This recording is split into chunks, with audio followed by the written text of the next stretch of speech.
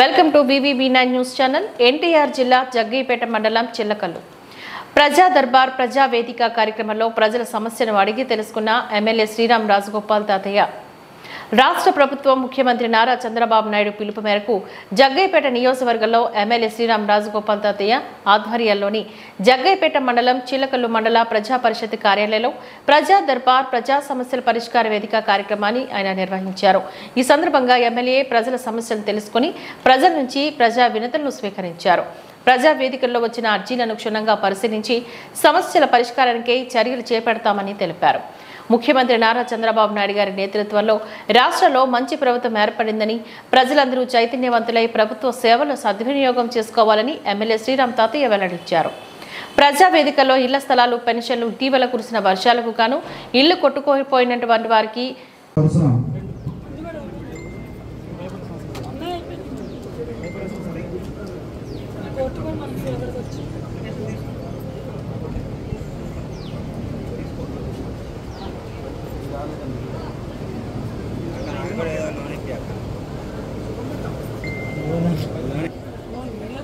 మగడా లక్ష్మీపతి మా గృహాలన్నీ నేలమట్టమైంది సార్. అవి మీరు దగ్గర నుండి చూసి మాకు అనేక రకాలుగా మీరు ఆహారం విషయంలో కానీ గవర్నమెంట్ నుంచి ఆర్థికంగా నిత్యావసర వస్తువులు అన్నీ అందినాయి సార్.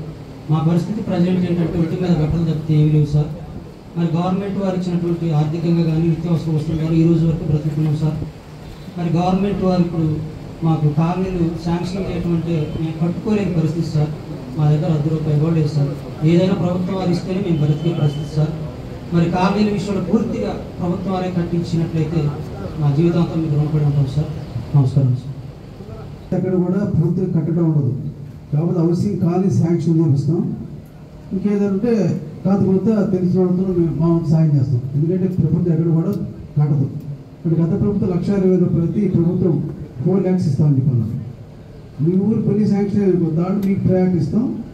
అదేవిధంగా ఇసుకతో ఆడడానికి కానీ లేకపోతే సిమెంట్గా ఎవరు చెప్పి సాయం చేసి పెట్టారు. అందరూ ప్రభుత్వం ఇచ్చేది అప్పుడు హౌసింగ్లో మీకు ప్రయారిటీ ఇస్తాం.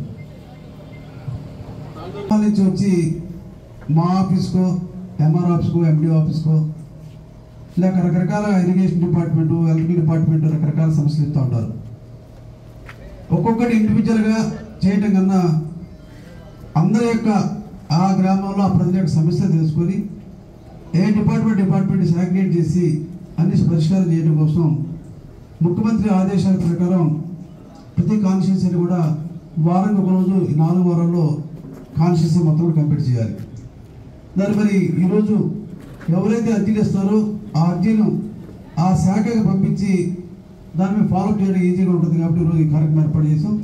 దీనిలో మరి కొన్ని సాధ్యపడేవి ఉంటాయి, కొన్ని సాధ్యపడేవి ఉంటాయి, లీగల్ ఉంటాయి, కొన్ని ఫైనాన్షియల్ మ్యాటర్స్ అవి ఉంటాయి. అంటే రోడ్స్ కావాలి, డ్రైన్స్ కావాలి రావచ్చు. కొన్ని ఇష్యూస్ కోర్టులో ఉంటాయి. కోర్టు సమస్య అయినప్పుడు రెవెన్యూ అధికారులు లేదా పోలీస్ అధికారులు చేయలేరు.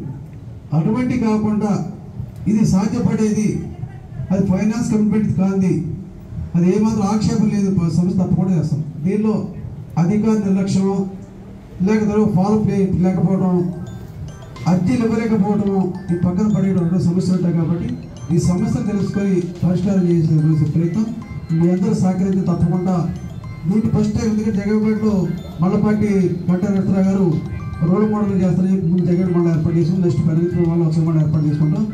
ఈరోజు చేర్పు మార్పు చూసి నెక్స్ట్ మీటింగ్కి ఏం చేయాలో చూసుకోవచ్చు. అందువల్ల ఫస్ట్ మీటింగ్ ప్రజా దర్బార్ తప్పకుండా సమస్యలు పరిష్కరించుకోవడానికి మేము అదేవిధంగా అధికారులు కూడా చేస్తామని తెలియజేస్తూ ఒక్కొక్కరు వచ్చి వాళ్ళ యొక్క సమస్యని తెలియజేస్తూ కూర్చున్నాం.